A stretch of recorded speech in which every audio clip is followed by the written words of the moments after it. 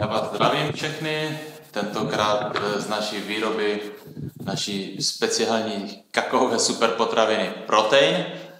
A jsem tady s Davidem, s kamarádem a s vedoucím výroby. Dobrý den, zdravím vás všechny.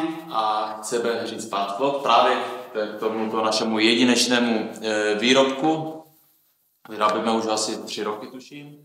Předtím byl nějaký výzkum a vývoj. Ale vlastně na začátku byla úplně jednoduchá myšlenka vyrobit nejlepší doplněk výživy na světě. Prostě doplněk výživy, který bude největší pomoci pro lidi. A jsem rád, že jsme si takhle nastavili vysoký cíl, protože jakmile jsem si ten cíl takhle dal, tak jsem si hned jsem si začal dávat otázky. No a jaký to je ten nejlepší doplněk výživy na světě? A hned jsem si zároveň taky odpovídal. No nejlepší je ten, který bude z těch nejlepších surovin, z těch superpotravin, bylin, extraktů. Nejlepší bude ten, který bude šetrně zpracován. Některé dneska, co vidíme v obchodech, některé potraviny jsou hodně zprocesované, takže šetrně, jemně zpracován, za nízkých teplot, aby byly zachované enzymy. Enzymy jsou tím životem v těch výrobcích, které potřebujeme nutně, čili my jsme si řekli aby to bylo do 42 stupňů Celsia zpracováno. A aby tam nebyly žádné chemické látky, syntetické, žádné stabilizátory, barviva, plnidla, to, čeho máme spoustu prakticky ve všech potravinách a bohužel i v doplňcích výživy. V Americe dělali test a zjistili, že většina doplňků výživy je škodlivých. To je neuvěřitelné. A když jsem si to tak zadefinoval, tak jsem z toho měl i velkou hlavu a říkal jsem si, to kdyby bylo tak jednoduché, to už dávno by to někdo vymyslel. Ale prostě přemýšlel jsem, nejdřív mě napadl, že bychom tam dávali med, protože med má přirozenou trvanlivost, ale pak jsem si řekl, to ne. Včely už jsou tak zdecimované a napadly mě ty kakaové boby. Jak jsem zjistil, že kakaové boby se řekne latinsky Theobroma kakao, tak jsem se úplně zaradoval, protože v překladu to znamená potrava bohu. A ty kakaové boby, vlastně, když z nich uděláme nějakou pastu, tak oni obsahují až 55% kakaového másla a kdybychom tady nechali talíř s tou pastou, tak oni by tady mohli být roky a nic se jim nestane. A když jsem na tom tak přemýšlel, tak z ničeho nic mi zavolal můj kamarád David, jsme se skoro 20 let neviděli a zjistil jsem, že on je čokolatiér, že se stal čokolatiérem a že se stal profesionálem na zpracování kakaových bobů. A vlastně začali jsme s tím vývojem. V čem jsou ty boby specifické a to je zpracování jejich, Davide? Specifické jsou v tom, nebo hlavně my jsme docela odlišní jakoby ve zpracování kakaových bobů. Protože běžně se ty boby, tak jak je třeba vidíte, tak tady a tak jak je většina z vás zná, tak vlastně prvotní, co je jakoby nejčastěji, tak se praží. Což jsou teploty kolem 100 stupňů Celsia, 120, 130 stupňů Celsia. Takže samozřejmě většina těch látek prostě se zničí. Někdy se nepraží, ale ve velmi nízkém množství, většinou se praží. My kakaové boby nepražíme, což už je první obrovské plus, protože tím si zachovají jakoby ten svůj potenciál. Potom používáme vlastně bio a raw, jako surovinu, bio a raw kakao. Přesně tak, takže opravdu vysoká kvalita, čistota těch bobů, což taky jakoby je obrovské, jakoby jsou rozdíly. Už vlastně ten prvotní proces, tak jak říká Jiří, při výběru těch kakaových bobů, jo? My si necháváme poptat prostě vzorky, ze kterých vybíráme, aby opravdu ty boby byly kvalitní, aby prostě byly prostě aby to bylo to nejlepší. Což už tohleto jakoby je do značné míry většina těch firm prostě nakoupí, co je to komodita. Prostě takže nakoupí, co je a výběr vůbec prostě neřeší. Jo, takže už v tom prvním vlastně stupni se snažíme udělat maximum, aby jsme měli to nejlepší. A už potom to samotné zpracování je hodně odlišné, ale opravdu hodně odlišné. Tak jak říkám, nepražíme boby, jo, aby si zanechali svoji čistotu a plnohodnotnost, když to tak řeknu. Většinou se ty boby potom, když se odstupkujou, kdy potom vzniknou nipsy, to taky většina z vás zná, i to prodáváme, můžete se to dávat do kaší a tak dále. Tak potom ty samotné nipsy, když se zpracovávají, tak se většinou dávají do obrovského mlýnu. A už tady zase narážíme na odlišnost, protože při tom samotném zpracování, když se melou ty kakaové boby a vlastně vytváří se ta samotná pasta, tak tam dochází k teplotám kolem 50 stupňů, běžně i přes 50 stupňů, čistě jenom tím třením. Takže vlastně my jsme přistoupili k tomu, že Jiří nakoupil nejdřív tam menší mlýn, kde je důležité, že si nastavím teplotu, kterou vlastně to udržuje. To znamená, ta teplota ten mlýn chladí a nepřekročí ta teplota toho produktu nějakých 36-37 stupňů. Já to mám momentálně nastavené na 20, jak vidíte, oba dva ty hlavní mlýny a vlastně ta teplota opravdu se pohybuje kolem těch 30 stupňů a tím pádem nezničíme ty živiny, které potřebujeme v tom mít, enzymy a tak dále. Ty látky prostě zachováváme si plnou hodnotnost, což je obrovský rozdíl proti jakoby běžné výrobě čokolády, kdy fakt se dosahuje teplot kolem těch 50 stupňů. Potom většinou ty kakaové produkty, tak jak znáte, ono z vás se možná diví, proč náš produkt je takto v lahvičce. Jo? Další odlišnost, protože kdybychom chtěli přistoupit k tomu, že to bude klasická tabulka, tak jak je zvykem, tak se musí takzvaně temperovat. Což znamená zahřát zase ten produkt na teplotu kolem 50 stupňů a následně ho prudce schladit. Jo? Což zase je tam to zahřátí. To my nechceme. Prostě chceme zachovat plnohodnotnost a aby byliny, které tam dáváme, i ten samotný kakaový bob, aby se vše zachovalo tu živou strukturu, aby to byl živý organismus.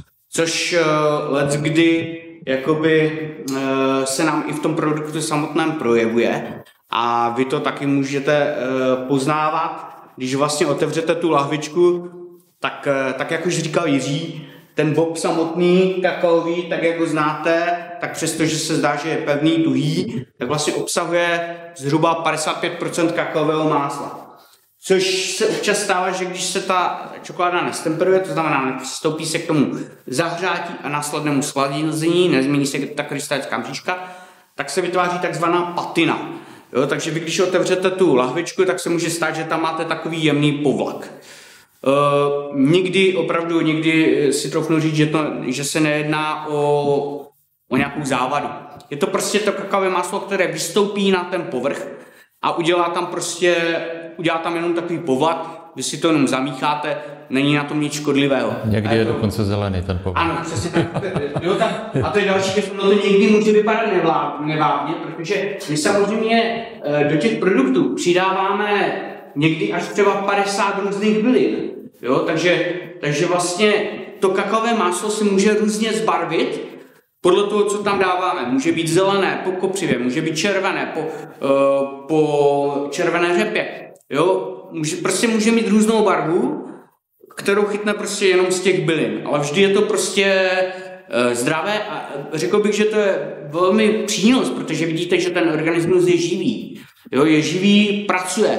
Což je přesně to, co jsme chtěli. Zachovat tu živost, aby prostě to v tom tělo pracovalo na všechny obrátky a mělo to všechno, co může tomu vašemu zdraví přidat a harmonizovat. My jsme zvolili tady tyto špičkové stroje, které se vyrábí v Itálii, nejenom proto, že si můžeme nastavovat tu teplotu, ale vlastně je to specifický způsob, kde uvnitř jsou až 200 kg takových nerezových kuliček, které prostě rozjemní tu surovinu na jednotlivé téměř molekuly a ta využitelnost je potom maximální. Můžeš to ukázat, Davide?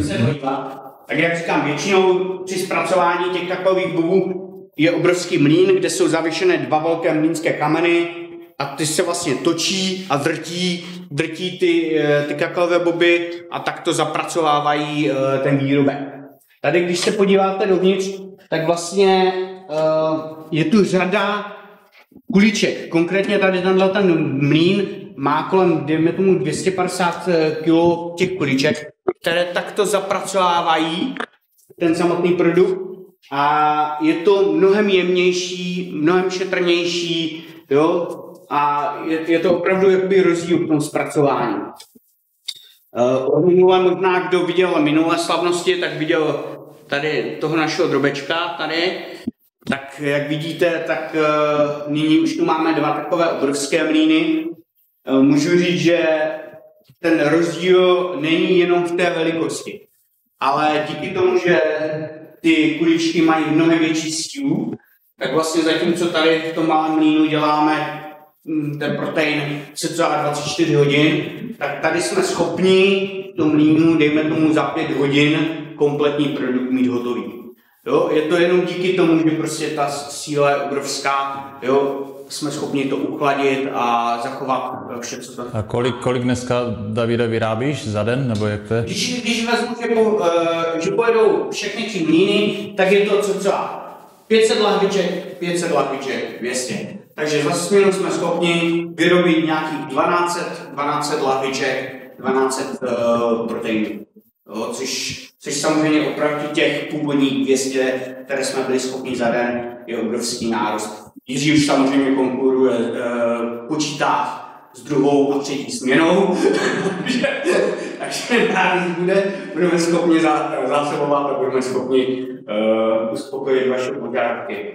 Tady potom, když se podíváme na ten druhý mlýn, tak tady už vlastně vidíme tu hmotu rozpracovanou, v podstatě téměř hotovou, kdy vidíte ten produkt. Je to cca 50 kg proteinů, kdy vlastně do toho mlýnu už se potom přidává vše potřebné. Jo, dají se tam ty kakaové boby a vše, co kompletně k tomu produktu patří. Já vám to schválně pustím na chviličku, abyste cítili tu sílu té výroby, tu sílu toho stroje.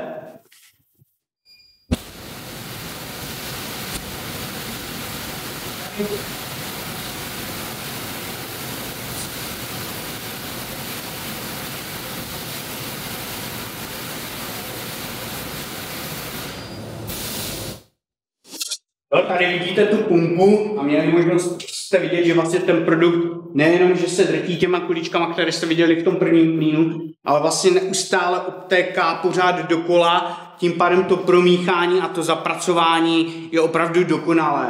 Jo, že vlastně ty kuličky to zapracují, ale neustále ten produkt vlastně točí a rotuje se. Jo? To je vlastně v tom hlavní zpracování. Co bych chtěl ještě možná k tomu říct, my dneska máme 61 variant těch proteinů, takže pro nejrůznější účely, které vás napadnou. Loni v srpnu jsme dali do prodeje protein C60 a byl to pro nás příjemný šok, že se stal bestsellerem. Je to nejprodávanější výrobek v naší firmě. Nechci teď jít do detailu, pokud můžete se mrknout na náš Bevit YouTube, tam je asi půlhodinové vysílání, v čem je to výrobek specificky, proč je o něj takový obrovský zájem a proč ho lidé chtějí. A ještě snad bych řekl jednu důležitou věc. Náš dominantní výrobek jsou esenciální oleje, těch máme přes 300 s těmi směsmi, 350 možná. Ale esenciální oleje, oni působí na mnoha úrovních a mnoha mechanismy, ale nemůžeme je považovat za výživu. Oni totiž neobsahují aminokyseliny, neobsahují bílkoviny. A naopak ty proteiny, ty jsou plné aminokyselin, mají všechny v sobě a celou škálu mikronutrientů. Je to vlastně super potravina.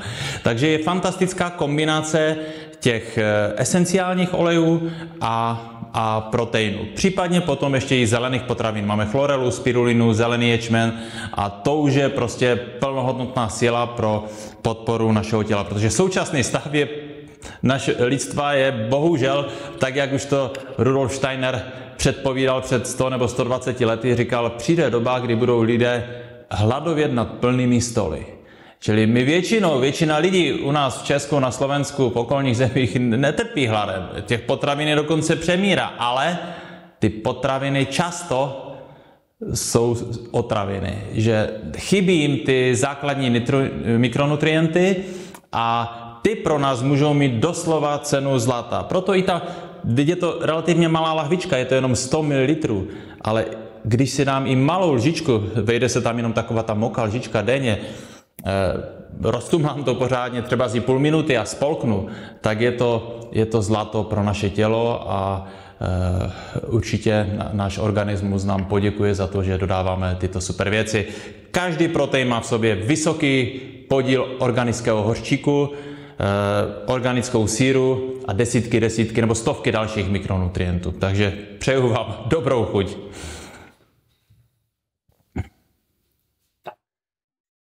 Podstatné, tak jak říkal, že opravdu dneska ta strava je o tom, že máme plné stoly, ale v podstatě energetická výživnost je velmi nízká a prostě nedostáváme to, co potřebujeme, proto je třeba to nějakým způsobem vynahradit. My jsme skončili u toho mlýnu, kde vlastně už ten produkt je konečný a vlastně poté, co se vylije, tak jde přes tohleto vibro, kdy vlastně, jak vidíte, je to vlastně takové plátínko a přes něj se vlastně ten produkt přecedí. Protože, tak jak jsem říkal, dáváme tam byliny, i ne úplně se třeba občas může zpracovat nějaký kus bobu, takže prostě, aby tam nebyly pevné látky. A tady se zase dostáváme k tomu, že ten protein je živý organismus, protože vy, když ochutnáte ten protein, tak můžete mít pocit, že v něm jsou nějaké pevné látky. A to je v podstatě zase jenom to kakaové máslo, které tím, že netemperujeme, tak vlastně ono v tom celém objemu tuhne trošičku jinak. A proto můžete mít pocit, že jsou tam nějaké tuhé záležitosti, ale když byste ho rozpustili, tak vlastně zjistíte, že se i ty zdánlivě tuhé látky rozpustí. Takže nemůže se stát, že by tam třeba byla nějaká skořápka nebo něco takového, protože vidíte, tohle je prostě sítko, to je plátínko, přes které se to přecedí a kompletně je ten produkt vlastně tekutý. Jo? Ta živost toho organismu, hodně jsme to na té C60, když jsme ji vyvíjeli, tak nám z toho tak trošku někdy až stávali vlasy, protože opravdu ta C60 je víc živá než všechny ostatní proteiny a potýkali jsme se s některýma věcma. Řadu z vás občas se vám stane, že si koupíte protein nějaký, potom si koupíte druhý a on chutná jinak. No, to je dobře. Berte to tak, že to je to nejlepší, co můžete mít, protože neochutnáte 2 stejné jablka ze stejného stromu. To prostě nejde. Je to živý organismus. A stejně tak, já když vyliju, tak jak jsem říkal, 500 lahviček tady z toho mlýnu, tak oni tím, že jsou živé a tím, že prostě nějakým způsobem každá z těch lahviček bude pracovat, tak přestože to je stejná várka, jo, jedna jediná, tak když ty lahvičky dáte jinde, máte ji jinde uložené, tak prostě budou chutnat po měsíci, třeba po týdnu jinak, protože to pracuje. A je to podobné jako víno. Jo, prostě je to opravdu živý organismus, takže se toho nebojte. Občas nám píšete, co se změnilo, že to chutná jinak, jo, nebo to má jinou konzistenci. Nezměnilo se nic. Je to prostě život. Život sám a vy ho vlastně tím do sebe vstřebáváte, tím, že to jakoby konzumujete, tak ten život se ve vás podporuje. Takže je to opravdu velmi pozitivní a je to zase známka toho, že něco děláme jinak než ostatní firmy. Do čokolády se třeba běžně přidávají stabilizátory. Tak jak říkal Jiří, ta čokoláda, ten kakaový bob samotný, on se neskazí. Tam není, co by se mělo zkazit. Ty stabilizátory tam ty firmy přidávají proto, aby ta chuť byla pořád stejná. Aby prostě si ten člověk koupil, když si koupí nějakou značku, tak aby za rok, za 2, za 3 si koupil pořád stejnou. Jo? To prostě, proto je ten stabilizátor. Zabije se ten život, stabilizuje to a je to takhle. Jo? Takže je to samozřejmě otázka chuti, ale nám nejde až tak o tu chuť, jde nám o tu výjimečnost toho produktu, o tu živost, o to, co vám to může dát, aby vám to dalo maximum. Proto nemáme potřebu stabilizovat. Jo, prostě necháme to žít tím životem, ať to pracuje tak, jak je třeba.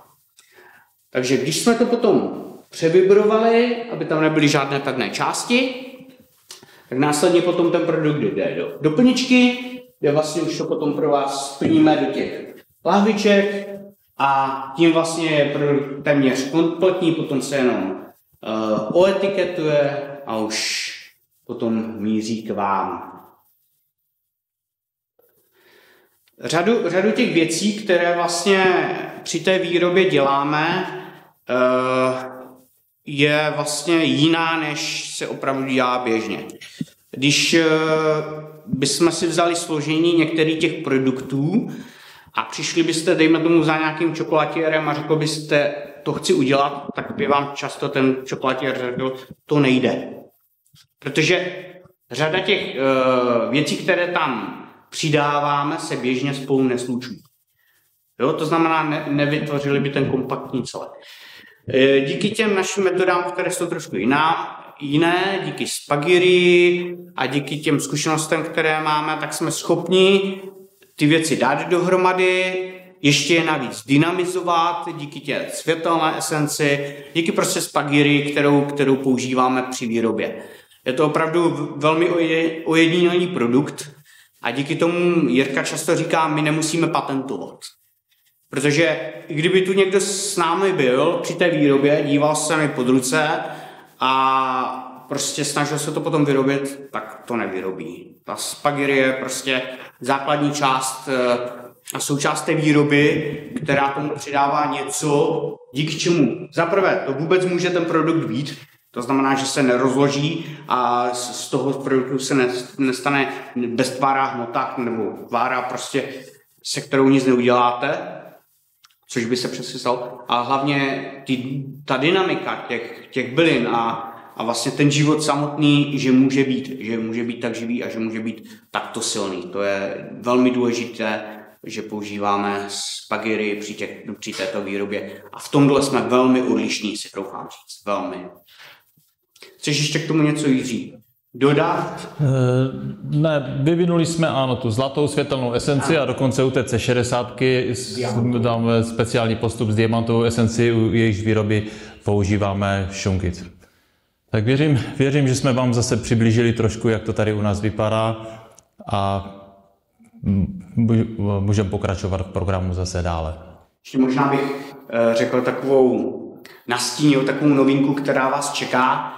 Jiří teď přišel s tím, že by chtěl vyvinout vlastně takový, jak jsme to nazvali? Bevitela.